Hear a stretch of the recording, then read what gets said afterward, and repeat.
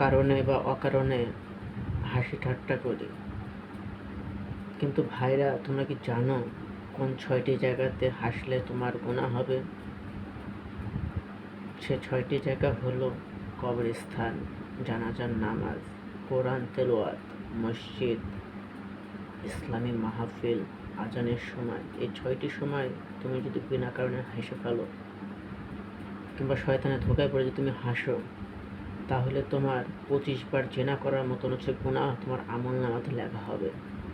ভিডিওটা আরও কিছু ভাইকে জানার জন্য শেয়ার করে দাও। আসার সিরিয়াল তো আছে, যাওয়ার কোনো সিরিয়াল নাই। চিরচরিত সত্য কথা, এটা মানো আর না মানো, পৃথিবী ছেড়ে চলে যেতে হবে, মানে মৃত্যুর স্বাদ গ্রহণ করতে হবে। তাই কবরে যাওয়ার আগে কবরের ইন্ধন নিয়ে যাই আমরা, তওবা করি খাস দিলে।